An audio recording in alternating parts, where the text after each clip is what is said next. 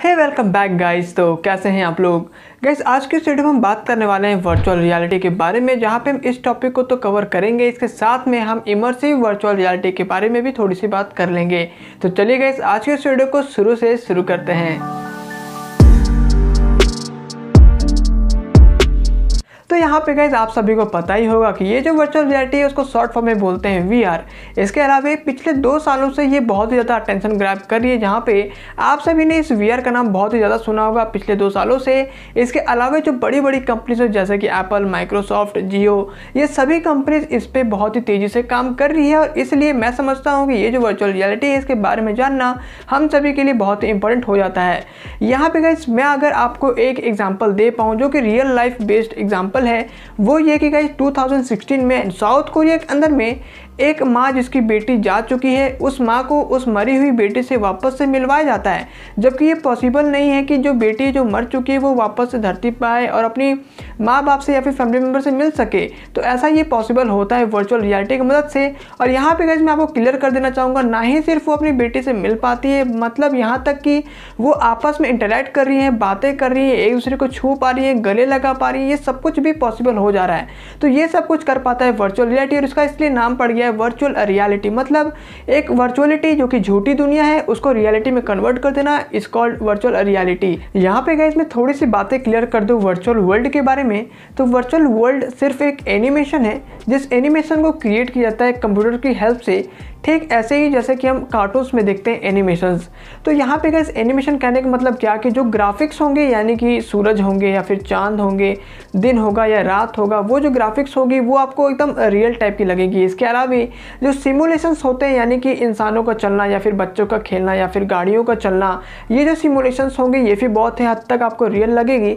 इसके अलावा गाइस जो मॉडल्स होंगे, यानी कि बिल्डिंग्स होंगे, जो रोड्स होंगे, ये सब कुछ मिला जुला के मतलब इतने रियलिटी टाइप के आपको रियल लगेंगे कि आपको लगेगा ही नहीं कि ये सिर्फ एक एनिमेशन है। तो ये होता है गाइस यहाँ पे वर्चुअल वर्ल्ड, मतलब ये सिर्फ एक एनिमेशन होता है और कुछ नहीं। तो गाइस यहाँ पे जो है अब मैं कुछ टेक गैजेट्स का नाम ले रहा हूँ जो कि मेजरली यूज किए जाते हैं इस वर्चुअल रियलिटी को परफॉर्म करने में।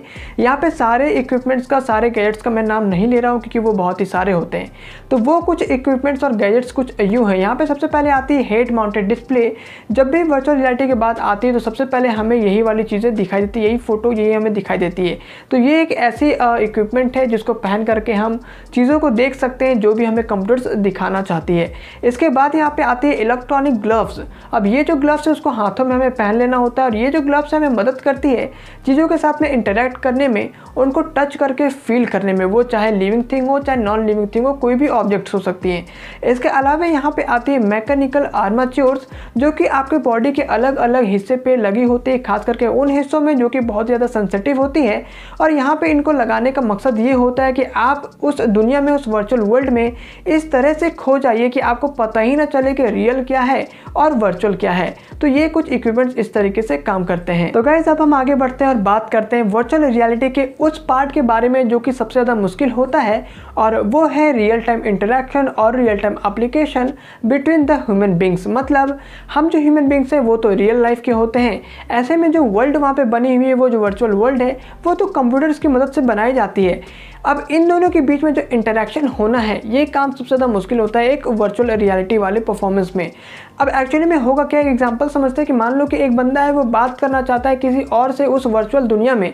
अब रियल बंदा बात करेगा एक वर्चुअल दुनिया के एक बंदे से, तो ये जो इंटरेक्शन होगा रियल टाइम, इसे को कहते हैं रियल टाइम एप्लीकेशन, और इसे को गाइस कहते हैं इमर्सिव वर्चुअल रियलिटी।